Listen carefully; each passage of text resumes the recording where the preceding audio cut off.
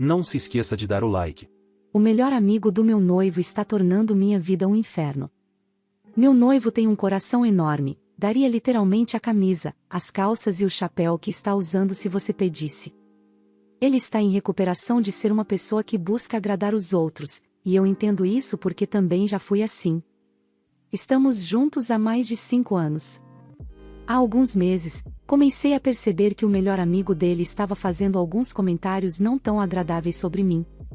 Estou tentando ser vaga, mas digamos que esse amigo é do tipo que observa quem na sala seria mais afetado por ser alvo de piadas, e então ele provoca até que a pessoa não aguente mais. Ninguém realmente o responsabiliza por isso, e, infelizmente, eu acabei me tornando o alvo favorito dele. Tentei suportar esses comentários, mas eles começaram a ficar realmente elaborados. O amigo inventava mentiras sobre mim, dizendo coisas que eu nunca disse, e uma vez ele me ligou na frente de todos os nossos amigos, meu noivo incluído, só para gritar: "Você é uma má amiga", no telefone e depois desligar. Há muito mais sobre isso que não posso compartilhar porque estou tentando ser um pouco anônima. Isso começou a afetar minha saúde mental e acabei tendo um colapso total, onde contei ao meu noivo o quanto tudo isso estava me machucando. Na primeira vez que tive esse colapso, ele disse que falaria com um amigo dele sobre menos provocações comigo. Ele então me disse que o amigo estava arrependido e que ele ficaria de olho para qualquer outro comentário e que iria me defender se isso acontecesse novamente. Algumas semanas depois, tive um segundo colapso por causa de tudo isso. A situação em si está tocando em um trauma de infância muito específico para mim, e ele admitiu que o amigo dele na verdade não pediu desculpas, ele realmente disse que sentia muito por eu ser sensível demais para entender o humor dele. Nesse ponto, eu disse ao meu noivo que minha amizade com essa pessoa tinha acabado e que eu queria zero contato a partir de agora, mesmo que isso significasse que eu teria que perder eventos e festas que eu adoraria ir. Ele concordou comigo que tudo isso estava sendo feito com a intenção de me provocar, e que mesmo que tentássemos conversar com esse amigo, ele é tão diabólico que nunca poderíamos confiar totalmente nele para não me tratar pelo menos um pouco mal. Meu noivo continuava perguntando se isso significava que ele teria que desistir do projeto em que estão trabalhando. Eu disse a ele que nunca diria que ele tinha que desistir porque sei o quanto isso significa para ele, mas, para ser honesta, o fato de que essa pessoa está me tratando tão mal a ponto de eu ter reações de estresse físico não é suficiente para que ele queira cortar esse laço me machuca muito. O fato de que isso não é um fator decisivo para ele provavelmente sempre vai doer um pouco. Ele não é nada confrontador e eu sempre soube disso, mas não se trata de confronto. Trata-se de estar ao meu lado. E eu não posso passar o resto da minha vida com alguém que não está do meu lado. Esse amigo vai se casar com a minha melhor amiga em alguns meses, e nós duas deveríamos estar no casamento, mas eu realmente não sei como. Eu sinto um nó literal no estômago toda vez que o nome dele é mencionado agora. Eu vi esse amigo uma vez desde que tudo isso chegou ao auge, e ele foi tão exageradamente legal comigo que pareceu arrogante. Tive o segundo colapso alguns dias depois, porque percebi que posso passar o resto da minha vida na defensiva e em alerta sempre que ele estiver em minha proximidade, mesmo que não esteja ativamente me incomodando. Eu não sei como lidar com o fato de que meu noivo estava disposto a mentir para mim em defesa de seu amigo escroto, mas ele não está disposto a ficar do meu lado contra ele. Acho que isso sempre vai doer. Esse cara deveria ser o padrinho do nosso casamento, e como resultado, não temos falado muito sobre os planos do casamento. Acho que se ele ainda planeja ter esse amigo no nosso casamento, talvez eu tenha que cancelar tudo para minha própria sanidade, e isso é muito ruim. Isso está me consumindo.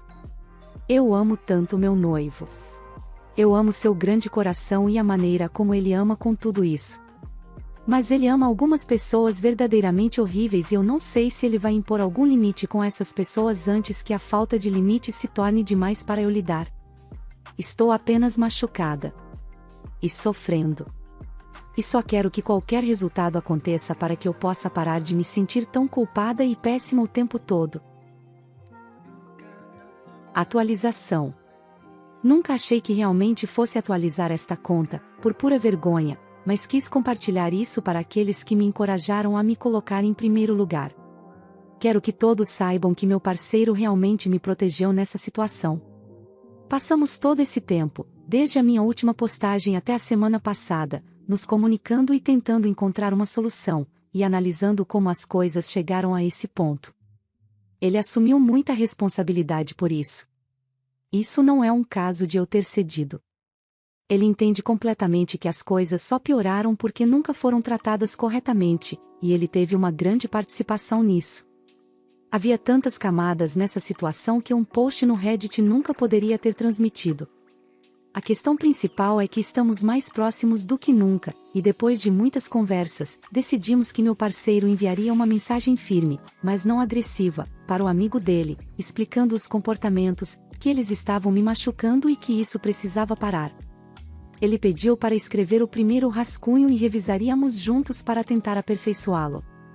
Reddit, por favor, saiba que o primeiro rascunho que meu parceiro escreveu era tão exatamente o que eu precisava ler que instantaneamente nos colocou no modo nós contra o problema, quando estávamos presos em conflitos por semanas.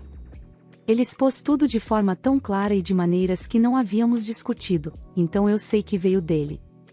Tivemos que atenuar muitas das grandes emoções.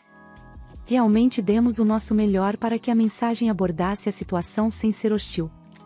Sabíamos que a resposta seria ruim, independentemente de qualquer coisa, mas não acho que nada poderia ter nos preparado. Esse cara foi completamente destrutivo e explodiu tudo quase imediatamente. Ele insultou meu parceiro. Disse que esses eventos não aconteceram da maneira que eu alego. Exigiu que eles se encontrassem a sós com um mediador. Ele até ameaçou entrar em contato com os pais do meu parceiro para contar tudo, o que provavelmente foi o momento em que paramos de levar suas respostas a sério. Todos nós estamos quase nos nossos 30 anos. Se uma vez não fosse suficiente, ele ameaçou isso 2 vezes. Tivemos que realmente ligar para eles e avisar que ele apareceria na casa deles ainda essa semana e que não abrissem a porta. Ainda há uma boa chance de que ele tente. Nos mantivemos respeitosos durante tudo isso, o que me deixa com uma boa sensação. Não nos rebaixamos ao nível dele. Não insultamos ninguém. Pedimos respeito humano básico e, de alguma forma, isso explodiu espetacularmente. No final, ambos recebemos uma enorme mensagem de texto da minha, agora melhor amiga, apoiando completamente o homem dela e contando o lado dela da história, que é tão absurdamente distante do que realmente aconteceu que só posso rir.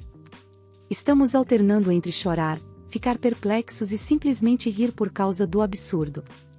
Eu entrei nessa pensando que ela estava sendo manipulada, mas descobri que estava errada. Eles são o casal perfeito. Desejo a eles tudo de bom. Estou enviando uma última mensagem para eles, esclarecendo os fatos, o que meu parceiro e eu decidimos juntos que era a melhor abordagem, além de simplesmente cortar contato, antes de seguir em frente completamente. Vou deixar muito claro que isso acabou. 0 contato indefinidamente, e eu nunca vou olhar para trás. Meu parceiro e eu merecemos amigos muito melhores, e agora ambos vemos isso com muita clareza. Estou tão feliz por ter descoberto a verdadeira face da minha amiga antes de gastarmos $800 em um hotel para o casamento deles. Obrigada a todos que foram gentis.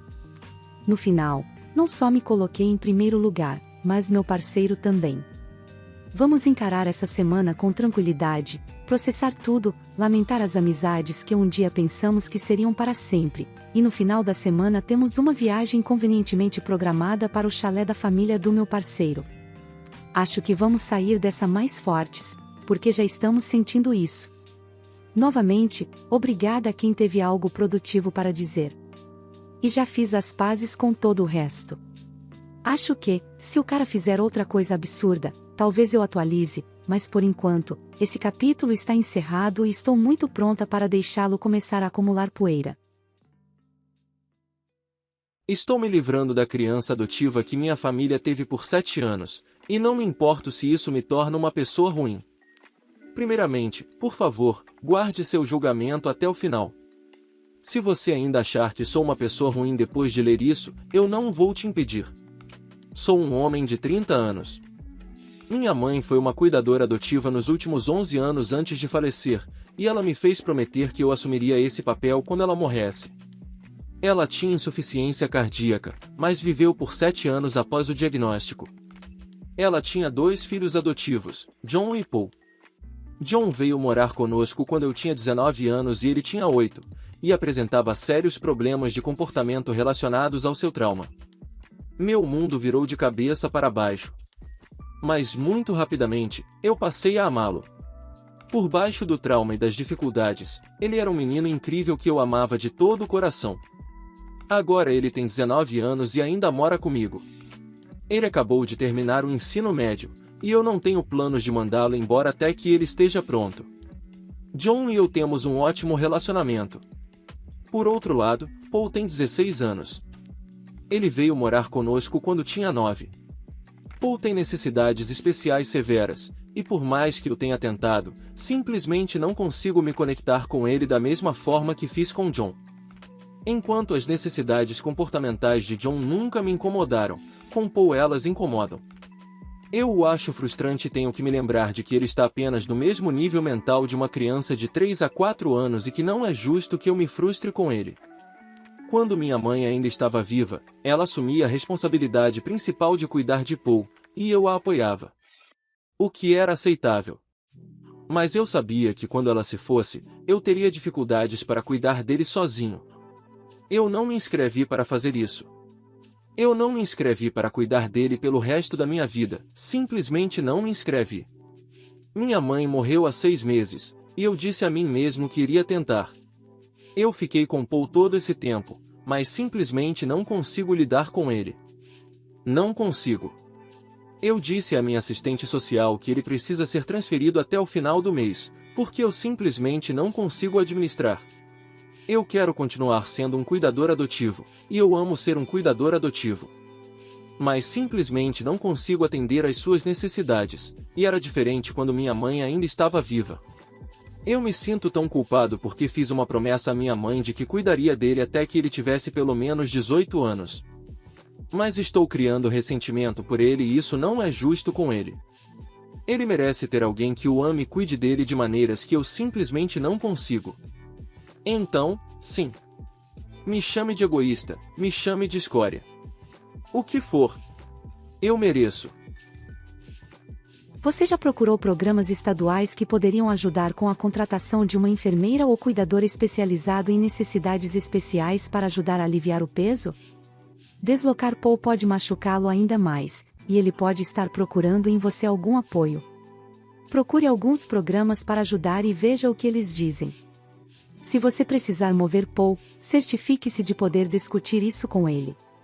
Com ele tendo a mentalidade de uma criança de 3 a 4 anos, isso pode causar um dano real a ele se você não for cuidadoso. Minhas condolências e boa sorte. Eu tentei de tudo, todos os recursos e suportes possíveis. Quando ele está na escola, não é tão ruim. Ele tem transporte de ida e volta para a escola todos os dias e tem um cuidador que vem e o leva para sair por 5 horas toda semana. Além disso, eu tenho 2 dias por mês em que ele é enviado para outro cuidador adotivo para que eu possa ter um tempo de paz. Mas mesmo com o apoio, não consigo lidar com isso, me sinto culpado por desistir, mas honestamente tentei o meu melhor. Isso não significa que vou cortá-lo completamente, ainda irei visitá-lo de vez em quando. Mas eu não consigo atender às suas necessidades e realmente tentei. Ele respondeu comentários sobre Paul. Não se preocupe, ele já tem um lugar para ele em um lar residencial. Não sei se o sistema é diferente em diferentes países, mas aqui, dar um aviso sobre uma transferência não é visto como o fim do seu tempo como cuidador adotivo. E eu não tive que justificar além de eu simplesmente não consigo lidar, felizmente. Porque eu teria desmoronado se tivesse que encontrar justificativas para isso. É engraçado, minha mãe costumava dizer que a agência sempre teria tido muito mais dificuldade em colocar John do que Paul. John tem deficiências de aprendizagem muito leves, mas principalmente ligadas ao trauma. E tinha um comportamento muito ruim, ainda tem, ligado ao trauma, mesmo que esteja muito melhor do que quando ele tinha 8 anos, risos. Ele já me deu olhos roxos e narizes sangrando, quebrou meus laptops e TVs. E nunca houve um momento, em meio a tudo isso, em que eu pensasse em desistir dele. Eu adotaria outra criança como ele em um piscar de olhos e lutaria para entender por que alguém não o faria. Para mim, ele era apenas uma criança em uma situação difícil, e nosso amor o ajudou. Minha mãe me explicou que crianças como ele são, na verdade, mais difíceis de colocar porque as pessoas são menos tolerantes com comportamentos sem uma causa que possam ver fisicamente, como uma deficiência de aprendizagem óbvia. Eu realmente tentei estender isso a Paul, genuinamente tentei. Simplesmente não consegui. Não houve conexão. Eu não consigo oferecer os cuidados de que ele precisa, infelizmente. E isso me destrói porque eu realmente tentei. E mesmo que, não sei, eu não sinta aquele amor intenso por ele que sinto por John. Eu nunca gostaria que Paul fosse colocado em perigo ou não fosse cuidado. A atualização. Já se passaram alguns dias desde que Paul se mudou, então pensei em dar uma pequena atualização. Primeiramente, quero agradecer a todos que tiraram um tempo para ler meu post anterior e àqueles que ofereceram apoio e compreensão. Significou muito, honestamente. Paul foi colocado com uma nova família que se especializa em cuidar de crianças com necessidades especiais severas.